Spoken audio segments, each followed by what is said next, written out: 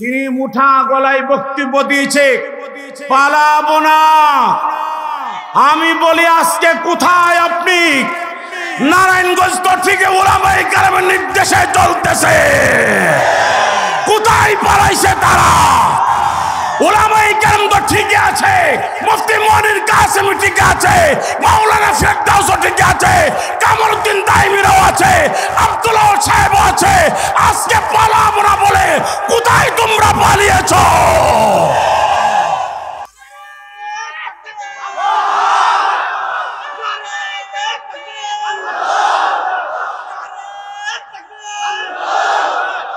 মুসলমান ভাইরা আমার, সেজন্য উলামায়ে কেরাম দেশ ছেড়ে পালাই না। নির্যাতন সহ্য করে, নিপীড়ন সহ্য করে, জুলুম অত্যাচার সহ্য করে জীবন দিয়া দেয়। ফাঁসির মঞ্চে চলে যা, ঈমান এবং ইসলামের জন্য রিমান্ডে চলে যা, পালাই না। কথা গোনা এই মঞ্চে দাঁড়ায় কথা বলতে গেলে 3 বছর বলেছেন কামালউদ্দিন দাইমিরে দাওয়াত করা যাবে না, বরং সেই মাদ্রাসার সভাপতি আমি। 3 বছর কামালউদ্দিন দাইমিকে দাওয়াত করতে গেলে থানার অনুমতি লাগবে, ডিসির অনুমতি লাগবে। কামালউদ্দিন দাইমি কি ভারতের কথা বলবে না রাম বেদের কথা বলে? কারণটা কি? কারণটা হলো কামালউদ্দিন দাইমি তাদের গুমরগুলি ফাঁস করে দেয়। যারা বলেছিল খেলা হবে, কথা কনা, যারা বলেছিল খেলা হবে, যিনি 60-70 রাকাত তাহাজ্জুদ নামাজ পড়ে, যিনি বলেছিল উনি 60-70 রাকাত তাহাজ্জুদের কারণে ওয়াক্তের নামাজে পড়তে পারতো না, যিনি মুঠা গলায় বক্তব্য দিয়েছে, পালাবো না। আমি বলি আজকে কোথায় আপনি? নারায়ণগঞ্জ তো ঠিক ওলামায়ে কেরামের নির্দেশে চলতেছে। কোথায় পালাইছে তারা? ওলামায়ে কেরাম তো ঠিকই আছে, মুফতি মনির কাসেমি ঠিক আছে, মাওলানা ফেরদাউসও ঠিক আছে, কামরুদ্দিন দাইমিরাও আছে, আব্দুল্লাহ সাহেবও আছে। আজকে পালাবো না বলে কোথায় তোমরা পালিয়েছো?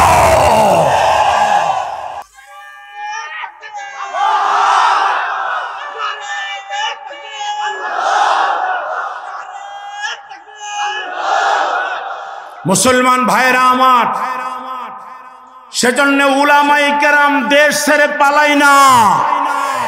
নির্যাতন সহ্য করে, নিপীড়ন সহ্য করে, জুলুম অত্যাচার সহ্য করে জীবন দিয়া দেয়।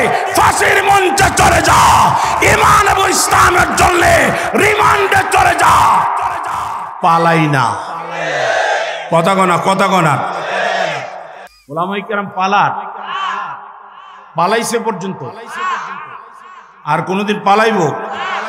সরমনের পীর সাহেব পালাইছে, এখনো আছে। যতদিন দুনিয়া থাকবে ততদিন থাকবে। কথা বলেন ঠিক না? পালাবে না। কারণ হলো উলামায়ে কেরাম ইসলামকে জীবনের চাইতে বেশি ভালোবাসে, দেশকে ভালোবাসে, দেশের মানুষকে ভালোবাসে। সেজন্য আমরা এখন নতুনত্ব ইসলাম এবং ঈমান দেখতে চাই। কথা বলেন ঠিক না? যেখানে চুরি নাই, যেখানে বদমাশি নাই, যেখানে 2 নম্বরই নাই, চোরের দলেরা দেশটারে চুরি করতে করতে করতে করতে একদম এই দেশটাকে খালি করে ছেড়ছে। কথা বলেন ঠিক না? সেজন্য মুসলমান ভাইরা আমার, আমরা যদি আল্লাহর দ্বীনকে প্রাধান্য দেই,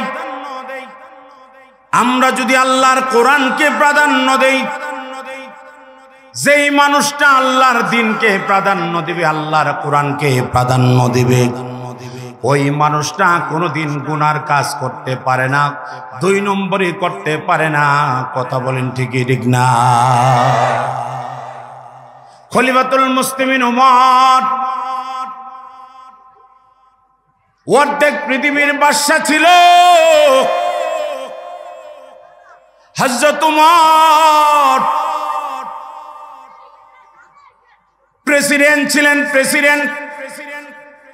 যার আঙ্গুলের শাহাদাত আর আঙ্গুলের ইশারা অর্ধেক পৃথিবী পরিচালিত হইত। আল্লাহু আকবার বলেন। এক রাখালের সামনে গেছে উমর, রাখালের সামনে যায় দাঁড়িয়েছি। রাখালে ডাক দে বলে, রাখাল এখানে কতগুলি বেড়া বকরি আছে?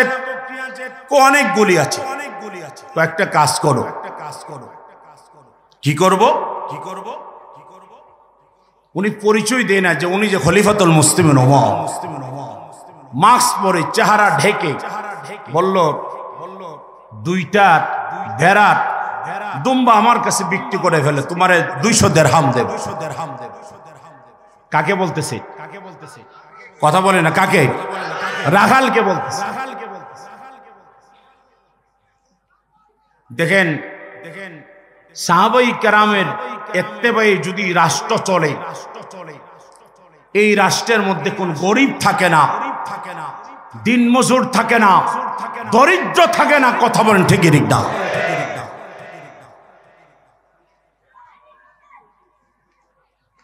হযরত ওমর বললেন, দুইটা আমার কাছে বিক্রি করে ফেলে, তোমারে 200 দিরহাম দেব।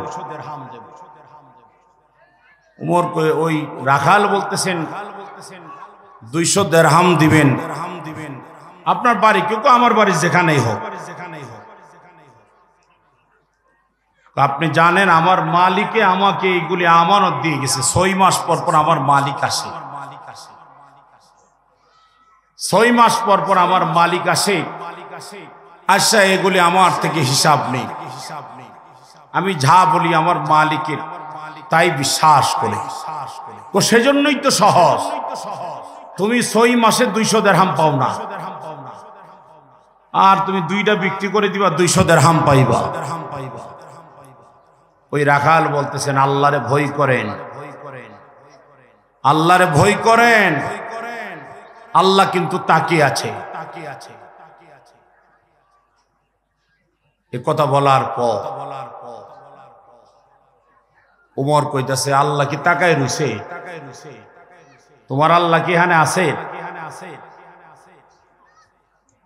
শুনেন, যদি জমানা চলে উমরের, উমর যদি জানতে পারে, উমরের কাছে যদি বিচার যা,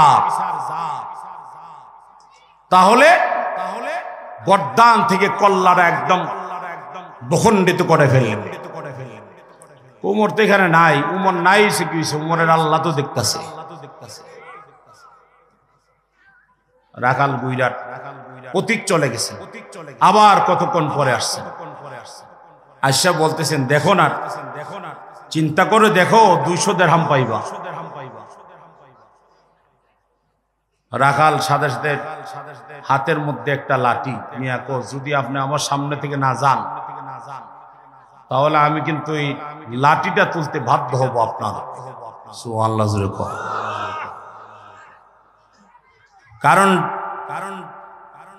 আমি রাখাল হতে পারি, কিন্তু আমার ঈমানটা বড় মজবুত, আমার মধ্যে কোনো 2 নম্বরই নাই।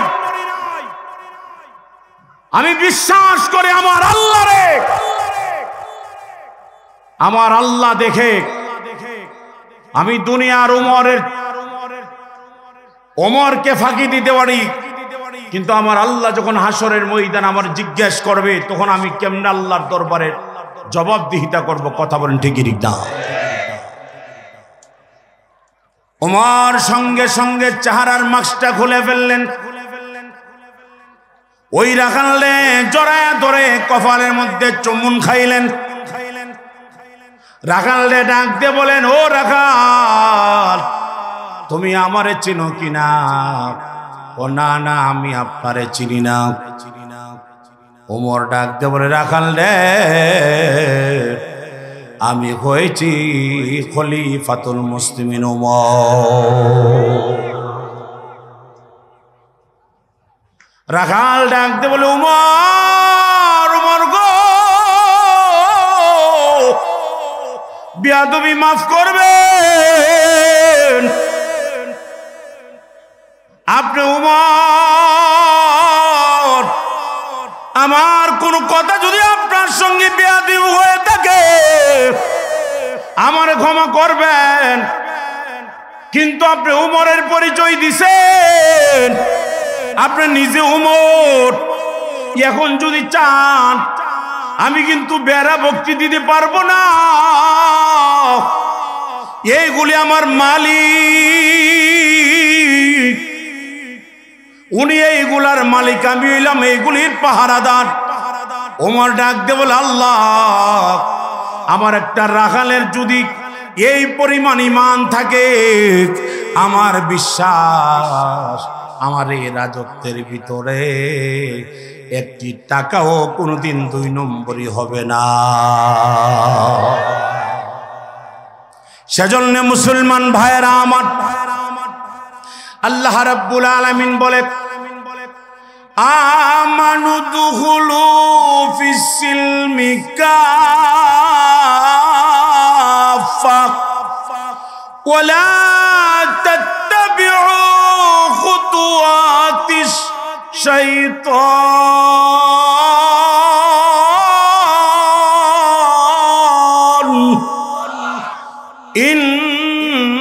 ইন্নাহু লাকুম আদুউম মুবিন।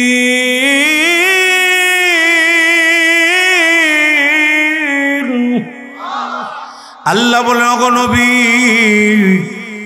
ওই মানুষগুলি যদি ইসলামের ছায়াতলে শান্তির ঘরে যদি প্রবেশ করে, শান্তির ঘরে যদি প্রবেশ করে গো নবী,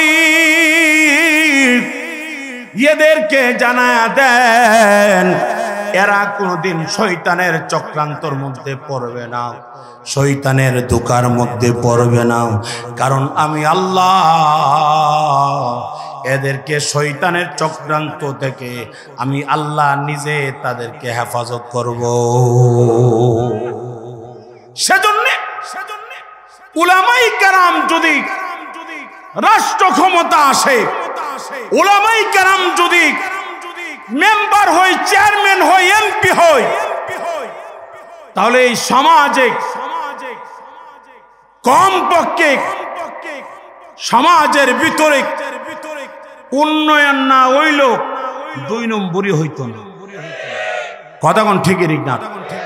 উলামায়ে কেরাম যদি, টুপিওয়ালা দাড়িওয়ালা যদি রাষ্ট্রীয় ক্ষমতায় আসে, আপনি দেখেন মুফতি ওয়াক্কাস রহমাতুল্লাহি আলাইহি, মুফতি আমিনী রহমাতুল্লাহি আলাইহি, মুফতি শহীদুল্লাহ রহমাতুল্লাহি আলাইহি, যারা পূর্বে এমপি ছিলেন, অ্যাডভোকেট শাহিনুর পাশা এমপি, পরহেজগার দেখা, আল্লাহওয়ালা দেখা যদি তোমরা নির্ণয় করতে পারো, তাহলে এই সমাজটা চাকচিক্য হবে, সুন্দর হবে। তাহলে সমাজ আল্লাহর কাছে তুমি নিজেও বাঁচতে পারবা, জাহান্নাম থেকে বাঁচতে পারবা।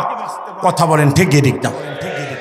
সেজন্য মুসলমান ভাইরা আমার, আল্লাহ রাব্বুল আলামিন বলে, আমি আল্লাহ রাব্বুল আলামিন তোমাদেরকে এত সুন্দর করে সৃষ্টি করেছি, বান্দা আমার তাকায় দেখো, তোমার মাথা থেকে নে পায়ের তালু পর্যন্ত এমন কোন অঙ্গ প্রত্যঙ্গ বাকি নাই। আরে গোলাম, আমি আল্লাহ রাব্বুল আলামিন তোমারে সুন্দর করি নাই, তোমার সর্বাবস্থায় সর্বহালাতে সবগুল দিক থেকে আমি আল্লাহ তোমারে সুন্দর করেছি। কেন করেছি? শুধুমাত্র কেবলমাত্র আমি আল্লাহর গোলামি করার জন্য। জোরে বলেন ঠিকই ঠিক না? সেজন্য মুসলমান ভাইয়েরা আমার, আল্লাহ রাব্বুল আলামিন অন্য এক আয়াতের মধ্যে বলেন, ইয়া আইয়ুহান নাস উ'বুদু রাব্বাকুমুল্লাযী খালাকাকুম ওয়াল্লাযীনা মিন ক্বাবলিকুম লাআল্লাকুম তাত্তাকুন।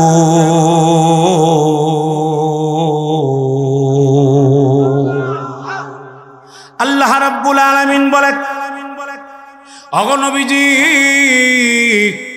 ওই মানুষগুলিদেরকে আপনি জানায়া দেন যেই মানুষগুলি আমি আল্লাহর গোলামি করে, আমি আল্লাহর ইবাদত করে। ইয়া আইয়ুহান নাস, এ মানুষ জাতি ইবাদত করো। কার ইবাদত করব? রব্বাকুমুল্লাযী, তোমার রবের, আমার রবকে।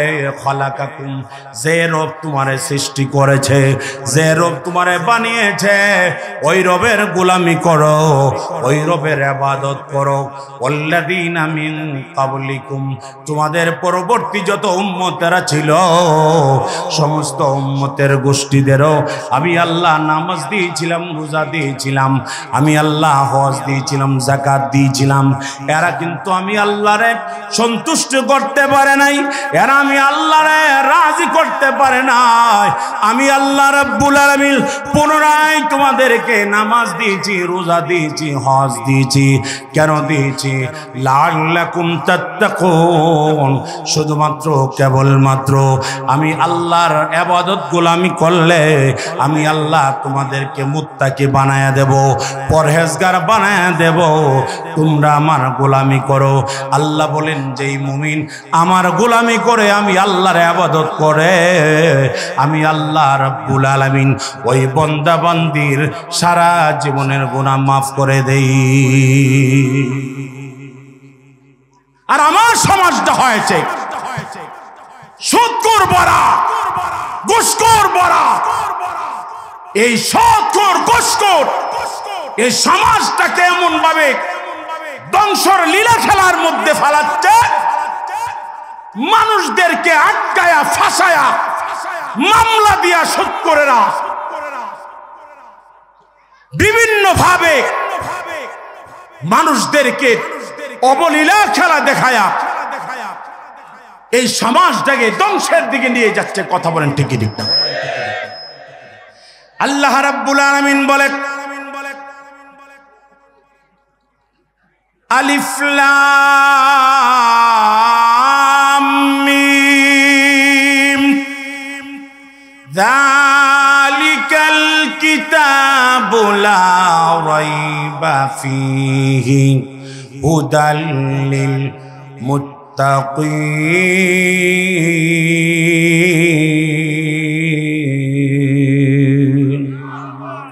আর জোরে বলেন আল্লাহু আকবার। আরে ভাই, আওয়াজ করে কি বলা যাবে আল্লাহু আকবার? আল্লাহ রাব্বুল আলামিন বলেন, এ মুমিনরা, ও মুমিনের দল, এ ঈমানদারেরা, তোমাদেরকে আমি আল্লাহ রাব্বুল আলামিন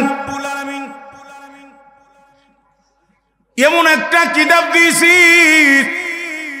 যে কিতাবের মধ্যে কোনো ভুল নাই। এমন একটা কিতাব আমি আল্লাহ দিয়েছি যে কিতাবটা পরিপূর্ণতা আছে। এই কিতাবটা আমি আল্লাহ রাব্বুল আলামিন তোমাদের মধ্যে আমি আল্লাহর পক্ষ থেকে নাজিল করেছি। কিন্তু আমি আল্লাহ রাব্বুল আলামিন কিতাবের জিম্মাদারি দায়িত্ব নিয়েছি। যদি তোমরা এই কিতাবের অনুসরণ করতে পারো, অনুকরণ করতে পারো, আমি আল্লাহ রাব্বুল আলামিন তোমাদের সারা জীবনের গুনাহ মাফ করে দেব। কোরআনকে যদি আঁকড়ে ধরতে পারো, আল্লাহর রাসূল বলে, قال رسول الله صلى الله عليه وسلم تركت فيكم أمرين لن تضلوا ما تمسكتم بهما كتاب الله وسنة رسوله। আল্লাহর রাসূল বলে, তোমাদের মধ্যে দুইটা জিনিস আমি নবী রাইখা যাই। এ দুইটা জিনিসকে যদি আঁকড়ে ধরতে পারো, মজবুত করে ধরতে পারো, তাহলে তোমরা পথভ্রষ্ট হইবা না, গুমরা হইবা না। দুইটা জিনিস কি?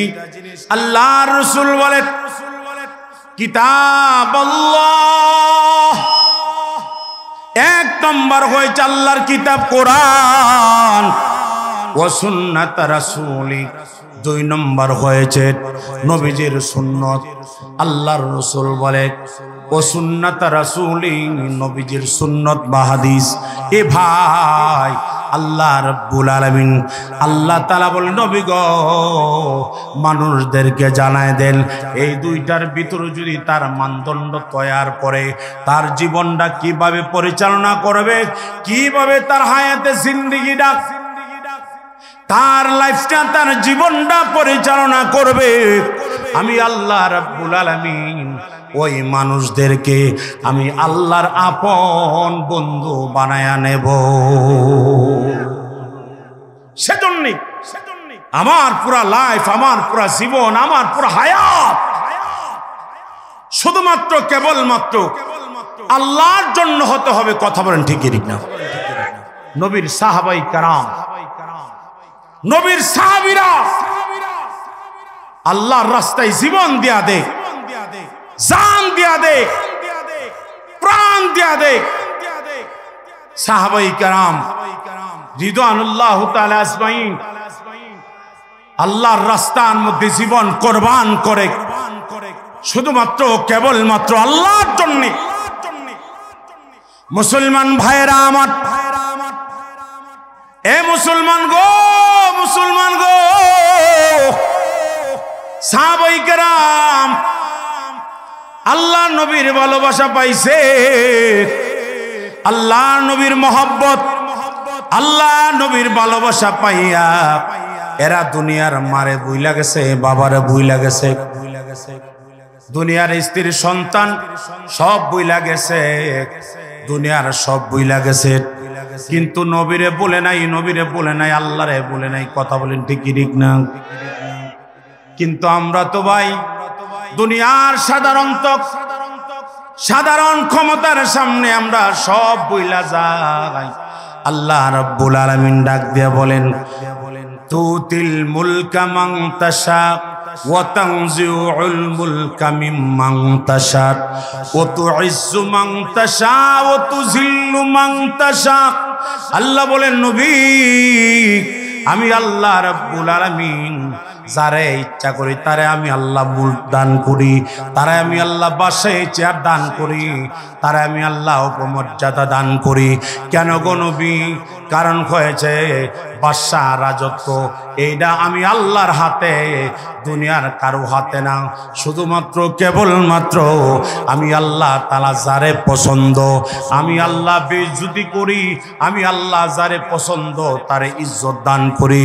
মুসলমান ভাইরা আমার, ও মুসলমান গো, ওই সমন্বয়করা আমার ভাইরা তারা জানতো না তারা দেশের প্রধান হবে, তারা জানতো না এই আন্দোলন করে এই দেশ থেকে ফ্যাসিস্টদেরকে বিদায় করলে তারা এই দেশের মন্ত্রী হবে, এমপি হবে, তারা জানতো না। আল্লাহ তাআলা বলেন ইজ্জত আমি আল্লাহ দান করে দিয়েছি। কে দিয়েছেন? আরে জবান খুলে বলেন না, কে দিয়েছে? আল্লাহ দিয়েছে। সেজন্য মুসলমান ভাইরা আমার,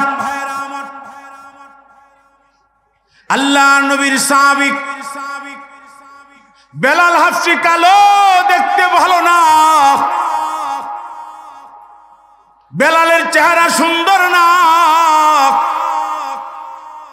বিশ্বিক মক্কার বেঈমানরা বেলাল দেখ কালা কাউয়া বলে গালি দে, গোলামের বাচ্চা গোলাম বলে গালি দে। বেলালের চেহারা সুন্দর না, দেখতে ভালো না, কিন্তু আল্লাহ নবী ডাক দিয়ে বলেন ও সাহাবীরা আমি যখন জান্নাতের ভিতরে জান্নাতে প্রবেশ করব এমন সময় নজর পড়েছে জান্নাতের ডান দিকে হযরতে জিবরাইল ডাক ডাকো ইয়া রাসূলুল্লাহ ইয়া হাবিবাল্লাহ, ওগো নবীজি এই যে একটা ঘর দেখা যায় ঘরটা চিনেননি? রাসূল বলেন না না না, এইটা কার ঘর? হযরতে জিবরাইল ডাক দেখো ইয়া রাসূলুল্লাহ ইয়া হাবিবাল্লাহ, এই ঘর হয়েছে হযরতে হাফসার কালো বেলালে। হায় হায় রাসূল বলে, ও জিবরাইল, বেলাল তো এখনো দুনিয়াতে, বেলাল তো দুনিয়াতে, বেলালের ঘর আল্লাহ জান্নাতে বানায় রাখছে। সুবহানাল্লাহ। আরে আওয়াজ করে বলেন আল্লাহু আকবার। বেলালের ঘর আল্লাহ জান্নাতে বানায় রাখছে। রাসূল বলেছেন, আমি পরীক্ষার জন্য ওই ঘরের সামনে দাঁড়ায় দেখি নেম প্লেটের মধ্যে লেখা হাজা বাইতি বেলাল। এই ঘর হলো বেলালের। আল্লাহু আকবার। এই ঘর হলো বেলালের। আল্লাহ নবী গেটের সামনে দাঁড়িয়ে আছে। জিবরাইল ডাক দেখো, ইয়া রাসূলুল্লাহ, ইয়া হাবিবাল্লাহ, বেলালের ঘরের ভিতরে ঢুকতে মনে চাইনি। রাসূল ডাক দেখো, চলো বেলালের ঘরটা দেখে আসি। যে বেলাল কালো বিশ্রী, এই বেলালের জন্য আল্লাহ কেমন একটা ঘর বানাইছে, একটু দেখে আসি চলো। হযরতে জিবরাইল ডাক দেখো, ইয়া রাসূলুল্লাহ, ইয়া হাবিবাল্লাহ, ভিতরে ঢুকেন। দারওয়ান নিয়ে দাঁড়িয়ে আছে। রাসূল জিজ্ঞেস করেছেন, আমি কি ভিতরে ঢুকতে পারি? হযরতে ওই দারওয়ান নিয়ে ডাক দিয়ে বলেছেন, ইয়া রাসূলুল্লাহ, ইয়া হাবিবাল্লাহ, দেরি নাই, আপনি প্রবেশ করেন। আল্লাহ রাসূল ঢুকতে ঢুকতে 7টা গেট পাড়ি দিয়েছে, ভিতরে ঢুকেছে। ভিতরে ঢুকে একজন সুন্দরী রূপসী সুরসী সুন্দর করে ঘণ্টা দিয়ে বসে আছে, সুন্দর করে সাজিয়ে গুজিয়ে আছে। আল্লাহু আকবার বলেন।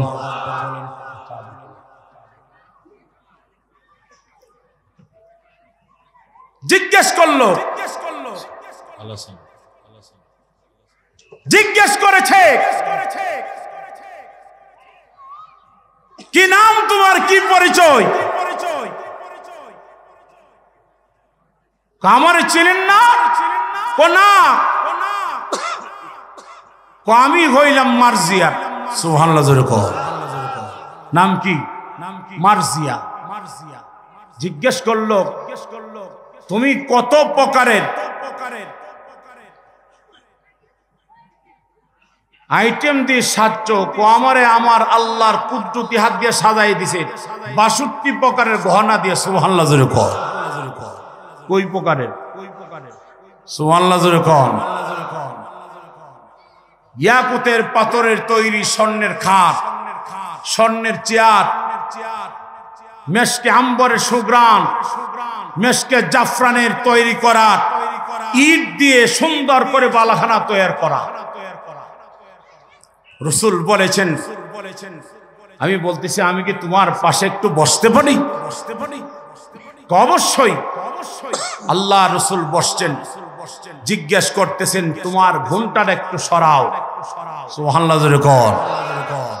নবী আলাইহিস সালাতু ওয়াস সালাম যখন বলেছেন ঘোমটাটা সরাও, ঘোমটা সরিয়েছি। আল্লাহ রাসূল বলেন, আমার জীবনে এত সুন্দর আর কোনোদিন দেখি নাই। বেলাল হলো হাফসার বেলাল, কালো, দেখতে ভালো না, চেহারার গঠন সুন্দর না। নবী আলাইহিস সালাতু ওয়াস সালাম বলে, বেলালের জন্য যে মারজিয়া অপেক্ষা করতেছে, আমি তার সুন্দর চেহারা দেখে আমি বললাম যে আল্লাহ, যে হাফসার কালো গোলাম বেলাল, মক্কার গোলাম, এ গোলামের জন্য তো সুন্দরী রূপসী সুরসী তুমি রেখে দিয়েছো। আল্লাহ বলেন, নবী গো, শুধু বেলালের জন্যই না, তোমার ভবিষ্যৎ উম্মত যারা দ্বীনের উপরে থাকবে, আল্লাহর ধর্মকে প্রাধান্য দিবে, আল্লাহর কোরআনকে প্রাধান্য দিবে, প্রত্যেকটা উম্মতের জন্য এইরকম সুন্দরী রূপসী মার্জিয়া রাখবো। আল্লাহু আকবার বলে। আল্লাহ নবী ডাক দিয়ে বললেন, মার্জিয়া, তোমার মাথার ওড়নাটার দাম কত? মার্জিয়া ডাক দিয়ে বলেন, ইয়া রাসূলুল্লাহ, ইয়া হাবিবাল্লাহ, ওগো নবীজি, মার্জিয়া মাথার ওড়নাটার দাম কত আপনি জানেন না। রাসূল বলেছেন, বলো তোমার যে মাথার হিজাবটা পরে রাখছো, হিজাবটার দাম কত? মার্জিয়া ডাক দেখো, ইয়া রাসূলুল্লাহ, ইয়া হাবিবাল্লাহ, আল্লাহর এই দুনিয়া এক বাল্লা দুই বাল্লা 10 বার বিক্রি করলো, আমার এই মাথার ওড়নাটার দাম কোনোদিন হবে না।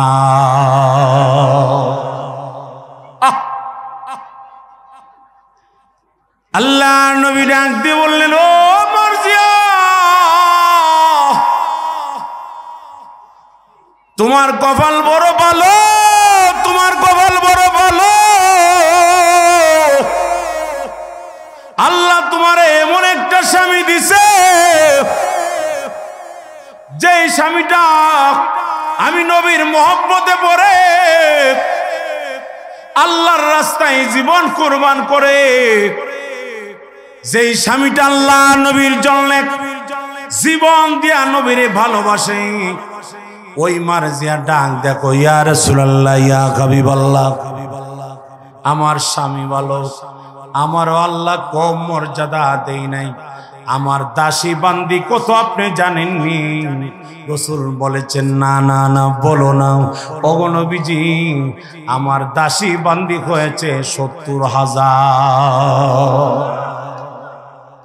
যে জীবনে একদিনে আমার জন্য পান নিয়ে আসবো, যে আমার জন্য পানি নিয়ে আসবো, এ আর জীবনে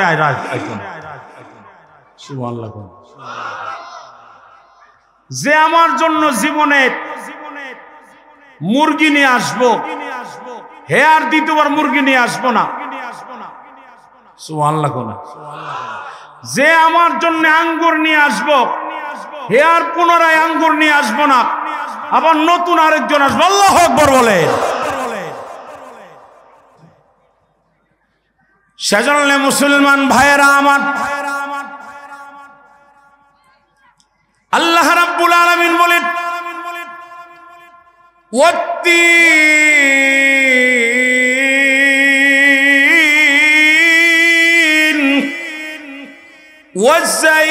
ওয়াজ্জাইতুন ওয়াতুরি সিনিনা ওয়া হাযাল বালাদিল আমিন।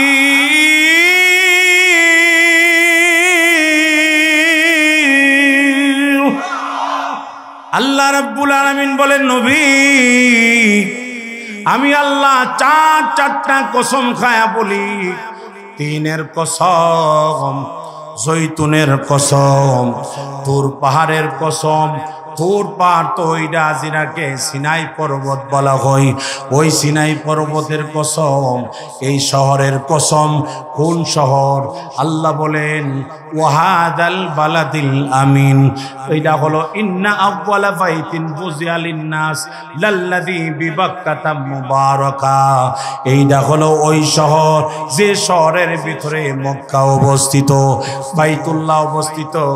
ওই শহরের কসম, আমি আল্লাহ মানুষদেরকে অবয়ব আকৃতিতে মানুষদেরকে বড় সুন্দর করে বানিয়েছি।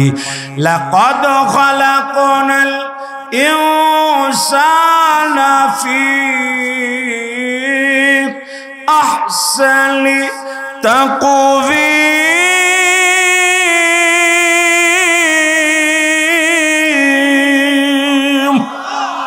আল্লাহ রাব্বুল আলামিন বলে, ওগো নবীজি, মানুষদেরকে বড় দামি বানাইছি, মানুষদেরকে বড় সুন্দর বানাইছি, কারণ আমি আল্লাহ জান্নাত বানাইছি আর আসমান জমিনের যত সৌন্দর্য বানাইছি সবগুলি আমার উম্মতের জন্য বানিয়েছি। আল্লাহু আকবার বলে। সেজন্য মুসলমান ভাইয়েরা আমার, নবীজি মেরাজ কমপ্লিট করে চলে আসছে। আল্লাহ নবী ডাক দিতেছেন, ও বেলাল, আয় আয় আয় আয় আয়, বেলাল এদিকে আয়। বেলাল নবীর সামনে দাঁড়িয়েছে। সুবহানাল্লাহ। নবী বেলাল দেখে মুস্কি হাসি দিতেছে। নবী কইতাছে, বেলাল, তোর কপাল বড় ভালো, তোরে আল্লাহ কি মর্যাদা দিছে। বেলাল ডাক দিয়া বলে, ওগো নবীজি, ওয়াল্লাহু আ'লামু ওয়া রাসূলুহু, আল্লাহ এবং আল্লাহর নবী আমার চাইতে বেশি ভালো জানে। রাসূল ডাক দেখো, বেলাল রে, তুই তো দুনিয়াতে আমার আল্লাহ তোর জন্য জান্নাতের ভিতরে ঘর বানায়া রাখছে। বেলাল কো, হুজুর আমি কিচ্ছুই জানি না। সুবহানাল্লাহ। কোন আল্লাহ নবী ডাক দেখো, তোর ঘর আমি নিজে দেখেছি। আরো আসতে কোন, আরে চিল্লে কোন আল্লাহু আকবার। নবী কইতাছে, বেলাল তোর ঘর আমি নিজে ভ্রমণ করছি, তোর ঘর আমি নিজে দেখে আসছি। হযরত আবু বকর সিদ্দিক ডাক দিয়া বলেন, পাশেই ছিলেন ওমর, উসমান, আলী বলে, ইয়া রাসূলুল্লাহ, ইয়া হাবিবাল্লাহ, ওগো নবীজি, বেলালের ঘর দেখছেন, আমার ঘরটা দেখেন নাই। হযরত ওমর কইতাছেন, ইয়া রাসূলুল্লাহ, ইয়া হাবিবাল্লাহ, বেলালের ঘর দেখছেন, আমি উমরের ঘরটাকে দেখেন নাই।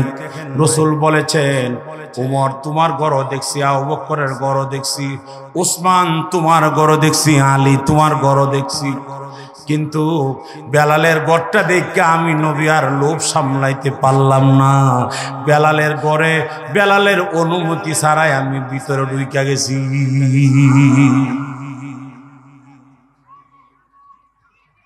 উমর কইতে, হুজুর আমার ঘর ঢুকলেন না?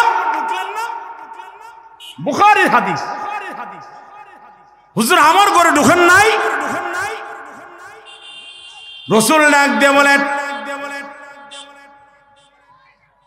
হে উমর, তোমার ঘরে আমি যাই নাই, তোমার ঘরে আমি প্রবেশ করি নাই, কারণ তোমার অনুমতি ছাড়া তোমার ঘরে ঢুকলে তুমি যদি আবার বলো যে হুজুর আমার অনুমতি ছাড়া আমার ঘরে কেন ঢুকলেন? সুবহানাল্লাহ জোরে কোন। এ ভাই, আমি তোমার পায়ে ধরে বলবো, সাহাবায়ে কেরামের অনুকরণ করতে হবে। সাহাবায়ে কেরাম অনুকরণ করে আল্লাহর নবী স্থাপিত করে গেছে। এই সমাজের মধ্যে আমাদেরকে বুঝায়া গেছেন, সাহাবায়ে কেরামের চাইতে বড় দলিল আল্লাহর দুনিয়ার কেহ নাই। আর আমার এই সমাজের মধ্যে কিছু মুসলমান আছে, আমিরে মুয়াবিয়াকে কাফের ফতোয়া দেয়। কথা বলেন ঠিক না? আমিরে মুয়াবিয়াকে মানতে রাজি না। আরে আমিরে মুয়াবিয়া তো এমন একজন সাহাবী, রাসূলুল্লাহর 7 জন সাহাবী ছিল যারা কাতিবে ওহী ছিলেন, যারা ওহী লিখতেন, এর মধ্যে অন্যতম ছিলেন আমিরে মুয়াবিয়া। আল্লাহু আকবার বলে। ওই আমিরে মুয়াবিয়াকে তুমি অকাট্য ভাষায় গালিগালাজ করো, তুমি দাবি করো তুমি মুসলমান। গত কয়েকদিন আমি আগে দেখলাম ফেসবুকে এক মুসলমানের বাচ্চা পোস্ট করছে যে আমার একটা কুকুরের বাচ্চা ছানা দিছে, এই ছানাটার নাম রাখছি মুয়াবিয়া। নাউজুবিল্লাহ জোরে বলেন, এই চিল্লা বলেন নাউজুবিল্লাহ। আল্লাহর নবীর সাহাবায়ে কেরামের প্রতি যদি চুল পরিমাণ কোন বিদ্বেষ থাকে, তোমার ঈমান নাই। আওয়াজ করে বলেন ঠিকই না? আল্লাহর নবীর সাহাবায়ে কেরামের প্রতি যদি তোমার চুল পরিমাণ সাহাবায়ে কেরামের দোষ তুমি খুঁজো, দোষ চর্চা করো, সাহাবায়ে কেরামের প্রতি যদি তোমার চুল পরিমাণ এমন শব্দ ব্যবহার হয় যে শব্দের দ্বারা আল্লাহ নবী কষ্ট পাবে, আমি বলবো তুমি বেঈমান, তুমি নাস্তিক। জোরে কোন ঠিক না? সেজন্য মুসলমান সাহাবায়ে কেরাম ছিলেন সত্যের মাপকাঠি। এই আওয়াজ করে বলেন, সাহাবায়ে কেরাম ছিলেন সত্যের মাপকাঠি। আল্লাহ তো কোরআনেই বলেছেন রাদিয়াল্লাহু আনহুম ওয়া রাদু আন যালিকা লিমান খাশিয়া রাব্বাহ। আল্লাহ বলেন নবী গো আপনি বলে দেন আপনার অনুসরণ যারা করে, আপনার অনুকরণ যারা করে, আপনার সাহাবায়ে কেরামদেরকে বলে দেন তাদের প্রতি আমি আল্লাহ রাজি, তাদের প্রতি সন্তুষ্ট। সুবহানাল্লাহ জোরে বলে, আরো জোরে বলেন আল্লাহু আকবার। সেজন্য মুসলমান ভাইরা আমার, আল্লাহ রাব্বুল আলামিন সাহাবায়ে কেরাম সম্পর্কে বলেন আমার সাহাবায়ে কেরাম আসমানের তারকার চাইতে আমি নবীর কাছে কোটি কোটি গুণ বেশি দামি। আসহাবি কান নুজুম, এক একজন সাহাবীর মর্যাদা আমি নবীর কাছে আসমানের চাঁদের চাইতে আরো কোটি কোটি গুণ বেশি দামি হলো আমার সাহাবীরা। মুসলমান ভাইরা আমার, আল্লাহ রাব্বুল আলামিন বলে ওগো নবীজি ওই মানুষগুলিদেরকে আপনি বলে দেন যারা আপনার অনুসরণ করবে, অনুকরণ করবে, ফাত্তাবিউনি ইউহিব্বুকুমুল্লাহ ওয়া ইয়াগফির লাকুম যুনুবাকুম ওয়াল্লাহু গফুরুর রহিম।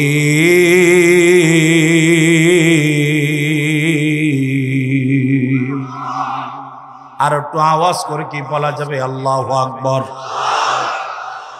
আল্লাহ নবী মিশকাত শরীফের জিলদে সানির মধ্যে হাদিসটা আসছে, রাসূল বলেছেন যেই ব্যক্তি কোরআনের তেলাওয়াত শুনিয়া আল্লাহু আকবার বলে ধ্বনি দেখ, আল্লাহু আকবারের ধ্বনিটা এই নারায়ণগঞ্জ জেলা ফতুল্লা থানা, ফতুল্লা ডিআইটি মাঠে থাকে না, বাংলাদেশের বাতাসে বাইরে মদিনার বাতাসের সঙ্গে মিলায় দেখ, মদিনার বাতাসে নিয়ে নবীজির রওজা মুবারকের রিয়াজুল জান্নার পাশে যে ওয়াল আছে ওই ওয়ালের মধ্যে যায় বারিকা হায়াতুন নবী, জিন্দা নবী ডাক দেয়া বলেন ফেরেশতারা কিসের আওয়াজ হয়েছে?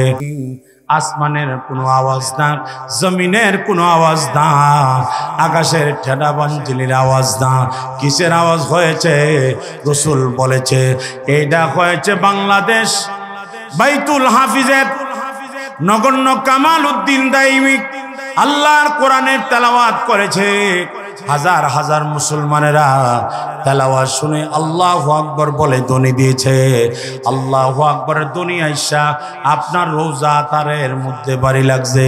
নবী ডাকদা বলেন ফেরেশতারা তোমরা সাক্ষী থাকো, কিয়ামতের মাঠ যেদিন কায়েম হয়ে যাবে, মানুষগুলি যেদিন পানি দাও পানি দাও বলে চিল্লায় কাঁদবে, ওই দিন আমি নবীকে আল্লাহ যখন বলবেন নবী জান্নাতে যাও, আমি নবী ওই পর্যন্ত জান্নাতে প্রবেশ করব না, যে পর্যন্ত কোরআনের তেলাওয়াত শুননেওয়ালা উম্মতগুলি জান্নাতে না পৌঁছাইতে পারবো, ততক্ষণ পর্যন্ত আমি নবী আল্লাহর জান্নাতে কদম দেব না। ফাবিআই আলা'i রাব্বিকুমা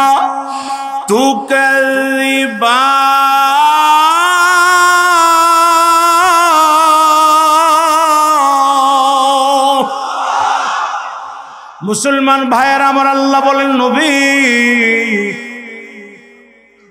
ওগো নবীজি ওই মানুষগুলিদেরকে আপনি বলে দেন না তোমরা আমি আল্লাহর কোন কোন নিয়ামত অস্বীকার করবা।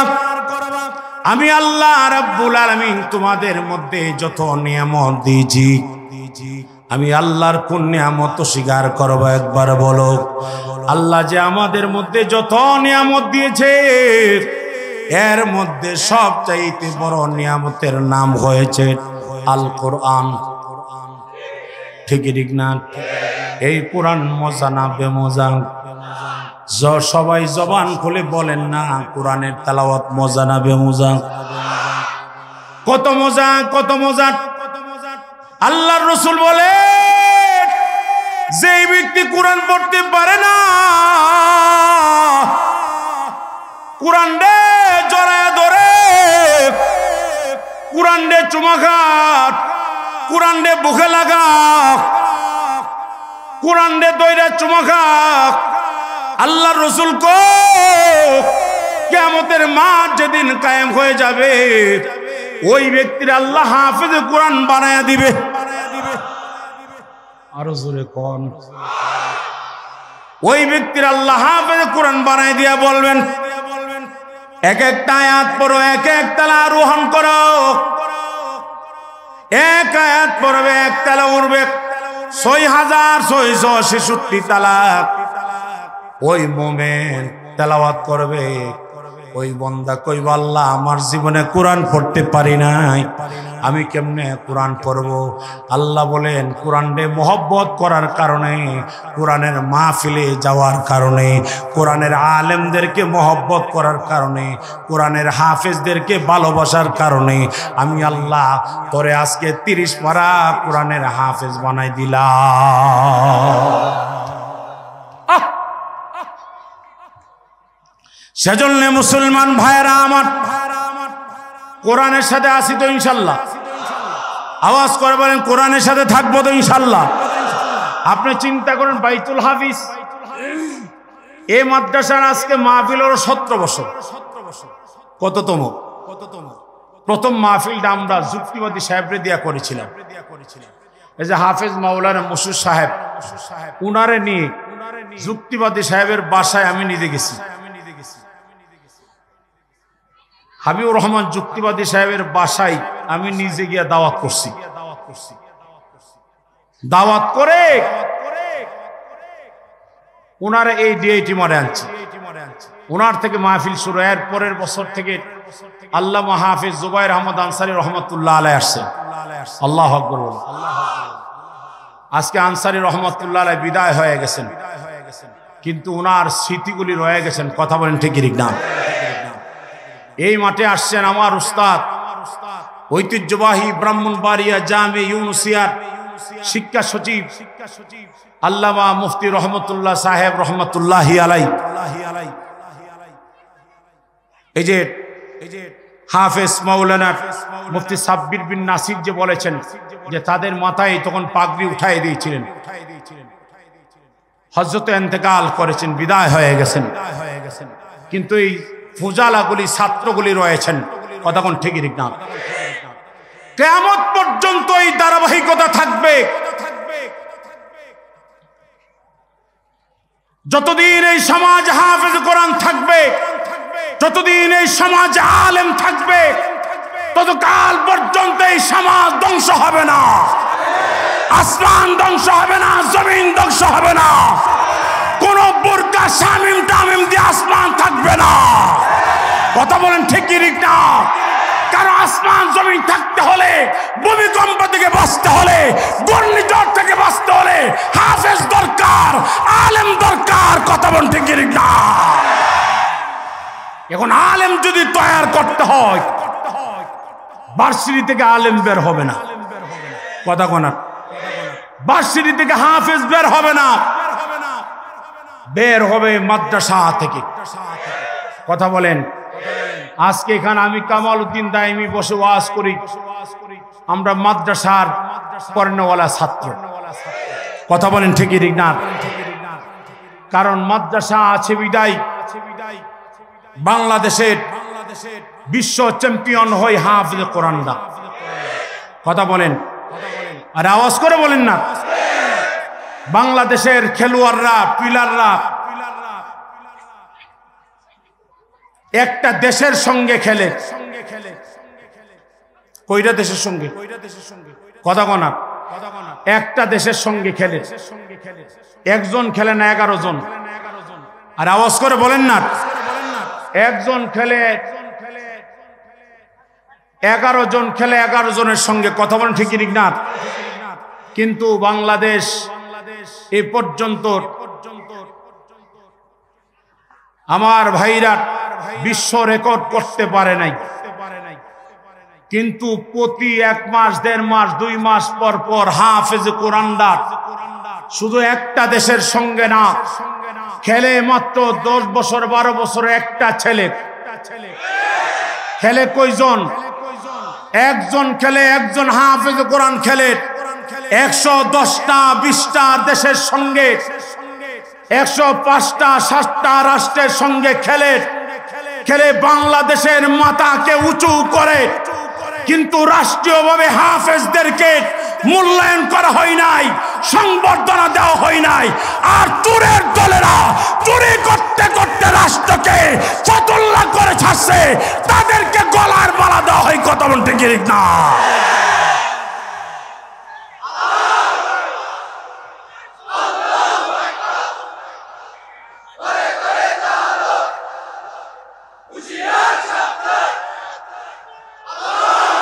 সেজন্য মুসলমান ভাইরা আমার, এই কোরআন এত দামি। আপনি কি মনে করেন মদিনা ইউনিভার্সিটির ভিতরে বাংলাদেশের ছাত্র বিশ্ব চ্যাম্পিয়ন হয় যে? আল্লাহু আকবার বলেন। আমরা দেখতে পাচ্ছি আমাদের বাংলাদেশের ছাত্র হাফেজ তাকরিম বিশ্বকে তাক লাগিয়ে দিয়েছেন। কথা বলেন ঠিক না? হাফেজ তাকরিম সারা বিশ্বের সারা পেলে দিয়েছেন। কিন্তু স্বৈরাচার ফ্যাসিস্টরা হাফেজ তাকরিমকে আমার ভাইরা সংবর্ধনা পর্যন্ত একটা ফুলের মালাও দিতে পারে নাই।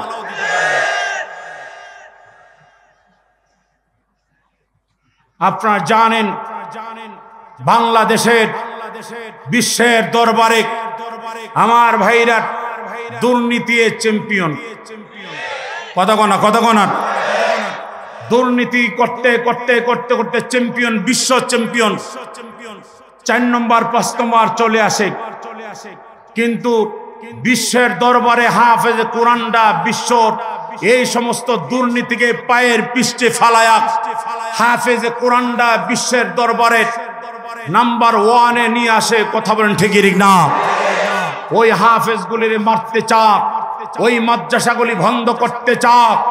এই স্পষ্ট ঘোষণা হলো, সামনে যারাই আসবে ক্ষমতায়, জানি না কে আসতে চা ক্ষমতায়, কারা আসতে চা ক্ষমতায়, কিন্তু ক্ষমতা যারা আসতে চা, আজকে থেকে ঘোষণা করতেছি, তারা কোরআন মেনে আসতে হবে, তারা আলেম মেনে আসতে হবে।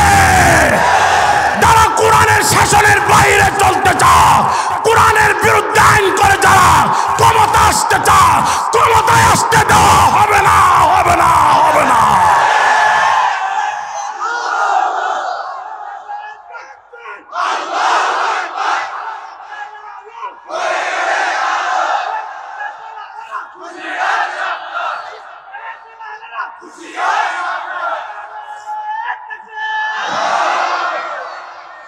মুসলমান, কারণ আমরা কোরআনের বাইরে কিচ্ছু বুঝি না, মানি না। আওয়াজ করে বলেন ঠিক না? জবান খুলে বলতে হবে কোরআন আছে যেখানে, আওয়াজ করে বলতে হবে নবী আছে যেখানে, কোরআন নাই যেখানে, আলেম ওলামা যেখানে, চরমুনার পীর যেখানে, মুফতি মনির হোসেন কাসিমি যেখানে, আওয়াজ করে বলতে হবে মামুনুল হক যেখানে, শাইখে চরমুনা যেখানে। কথাক্ষণ ঠিকই ঠিক না? কোরআনের বাইরে কিচ্ছু বুঝি না, মানি না। কথা বলেন। কোরআন অফ লাইফ, কোরআন আমার জীবন, কোরআন আমার মরণ, কোরআন আমার জান, কোরআন আমার প্রাণ, নবী আমার কাফন, নবী আমার দাফন। আমি আমার নবীর আদর্শের উপরে জীবন কোরবান করতে চাই। নবীর যে শিক্ষা নিয়ে আমি রাজপথে আছি, রাজপথে থাকবো, জীবন দেব, জান দেব, বাতিলের কাছে মাথা নত করবো না। জোরে বল ঠিক না?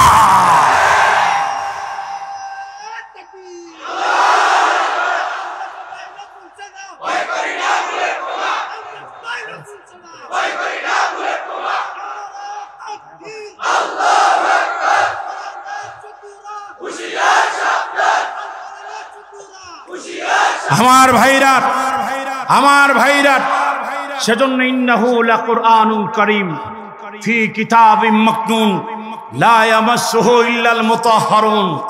এ বাইতুল হাফিজ থেকে অদ্যবধি শত শত ছাত্র বের হচ্ছে, কথা বলেন ঠিক না? এই শত শত ছাত্ররা তারা বিভিন্ন জায়গায় মাদ্রাসা চালাচ্ছে, আল্লাহু আকবার বলেন। যেমন নাকি আমার ভাইরা এই মুশিউর রহমান সাহেবের, হাফেজ মাওলানা মুশিউর রহমানের সাহেবের ছাত্র এই যে নাসির ভাই, উনার ছেলে সাব্বির বিন নাসির, তারও মাদ্রাসা আছে। যেমন নাকি উনার ছাত্র হাফেজ শাহরিয়ার, আগামীকাল আপনারা জানেন যে মাওলানা হাসান জামিল সাহেব আসবে, আমিও থাকবো ধর্মগঞ্জ, তার মাদ্রাসা থেকেও প্রায় 10-12 জন ছাত্র পাগড়ি পাবে, আল্লাহু আকবার বলেন। তার মানে বোঝা গেল এই মুশিউর রহমান সাহেবের ছাত্ররা শুধু ফতুল্লা নয়, বাংলাদেশের আনাচে কানাচে দ্বীনের কোরআনের খেদমত করতেছেন, কথা বলেন ঠিক না? সেজন্য এই মাদ্রাসাগুলি দরকার আছে কিনা, আওয়াজ করে বলেন দরকার আছে কিনা। যেমন নাকি আপনি মনে করেন মাওলানা হাফিজুর রহমান সিদ্দিক কুয়াকাটার, এটা আমাদের জন্য একটা নিয়ামত। আরে আওয়াজ করে বলে না, হাফিজুর রহমান সিদ্দিক কুয়াকাটার আমার ভাইরা যে যাই বলুক না কেন, আমি বলি উম্মতি মুহাম্মদের জন্য একটা নিয়ামত। আজকে দেখেন, আজকে আমার বাড়ির পাশে দিনের বেলায়, আজকে আমার বাড়ির থেকে আধা কিলোমিটার ভিতরে আমার ইউনো নেই, যেখানে বেদাতির সঙ্গে 2020 সালে মারামারি করছি, এরা আল্লাহ মাহমুদ শফিরে দিতে আসবে না। আমি বলছি আমার জান যাবে 25শে জানুয়ারি 2020 সাল, আল্লাহ মাহমুদ শফি আসবে, এরা বলে দেব না। আমি বলছি তোরা পারলে ফিরাস, 100 না 1000 লাশ পড়বে, আল্লাহ মাহমুদ শফি আসবে। শুরু হয়ে গেছে প্রোগ্রাম, শুরু হয়ে গেছে যুদ্ধ জাহাদ। তখন ফ্যাসিস্টরা ক্ষমতায় ছিল, আরে তাদেরকেই তো পরোয়া করি না।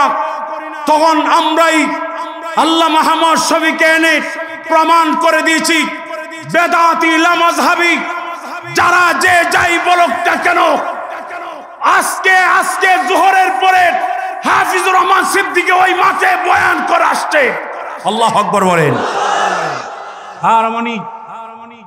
হাফিজুর রহমান সিদ্দিকী একজন আলেম, কথা বলেন ঠিকই না? আল্লামা মুফতি মনির হোসেন কাসেমী 3 বছর জেল খাটতে বাইরেছে, আল্লামা মামুনুল হক জেল খাটতে বাইরেছে। এগুলি তো আমাদের জন্য নিয়ামত, কথা বলেন ঠিকই না? মামুনুল হক শুধু একটা মূর্তির বিরোধিতা করেছিল, কইডার, কথা বলেন না, কইডার একটা মূর্তির বিরোধিতা করেছিল। শাইখের চরমনায় মামুনুল হক একদিনে একসঙ্গে দোলাই খালের মোড়ে যে মূর্তি তৈরি করেছিল, ওই মূর্তির বিরোধিতা করেছিল আল্লামা মামুনুল হক শাইখের চরমনায়। এবং আমার ভাইরা আল্লামা বাবুনগরী রহমাতুল্লাহি আলাইহি একটা মূর্তির বিরোধিতা করেছে, কিন্তু একটা মূর্তির বিরোধিতা করার কারণে মামুনুল হক আমার ভাইয়েরা জেল খাটছে 3 বছর, মুফতি মনির হোসেন কাসেমী জেল খাটছে 3 বছর। আমি বলি, আরে আল্লাহ বলেছেন মনির হোসেন কাসেমী ধৈর্য ধরো, মামুনুল হক ধৈর্য ধরো, মুফতি আমিরের ধৈর্য ধরো, ধৈর্য ধরেছে, জেল খেটেছে, রিমান্ডে গিয়েছে। কিন্তু আমার ভাইরা আল্লাহ বলে দিয়েছেন মুফতি মনির হোসেন কাসেমী তোমার মূর্তি ভাঙতে হবে না, মামুনুল হক তোমার মূর্তি ভাঙতে হবে না। আমি এই সমাজ থেকে মূর্তি ভাঙার জন্য এমন কিছু আবাবিল প্রেরণ করে দেব, যে আবাবিলটা 1 ঘন্টার ভিতরে 397টা মূর্তি বাংলাদেশ থেকে বুড়ি গঙ্গায় ডুবাইতে প্রমাণ করে দিয়েছে। ওলি আল্লাহর দেশ, মুফতি আমিরের দেশ, শাইখুল হাদিসের দেশ, মুফতি মনির হোসেন কাসেমীর দেশে মূর্তি থাকতে পারে না, পারে না, পারে না।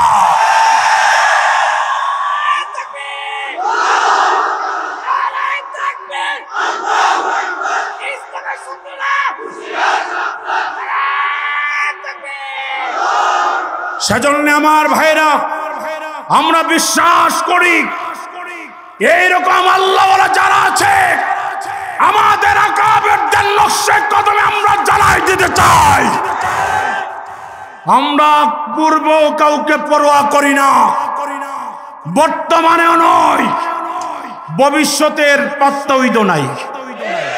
কথা বলেন ঠিকই ঠিক না? ওলামাই কেরামের নির্দেশে চলবে আমার দেশ। আওয়াজ করে বলেন, আওয়াজ করে বলেন ঠিকই ঠিক না?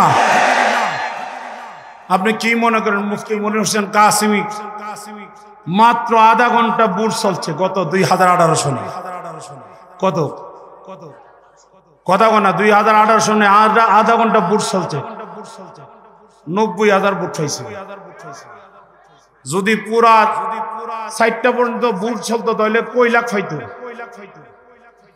ও আমার ভাইরা, সেজন্য আগামী দিনে আমরা চাই এই সমস্ত ওলামায়ে কেরাম আমাদের দেশ চালাবে, রাষ্ট্র চালাবে। কথা বলেন ঠিক না? আগামী এই ফতুল্লাহ নারায়ণগঞ্জ 4 আসন থেকে আমাদের শায়খ ও মুর্শিদ, নারায়ণগঞ্জের কৃতি সন্তান, রাজপথের লড়াকু সৈনিক, হেফাজত ইসলাম বাংলাদেশের অর্থ সচিব, নারায়ণগঞ্জের জেলার আমিরকে আমরা ইনশাআল্লাহ এমপি হিসাবে দেখতে চাই। কথা বলেন ঠিকই না? সেজন্য প্রয়োজনে যা যা দরকার তা করবো। কথা বলেন ঠিকই না?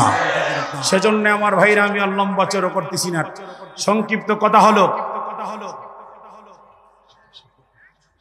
সেজন্য আমার ভাইরা সংক্ষিপ্ত কথা হলো যে এই মাহফিলটা ধারাবাহিকভাবে আজকে 17তম চলছে।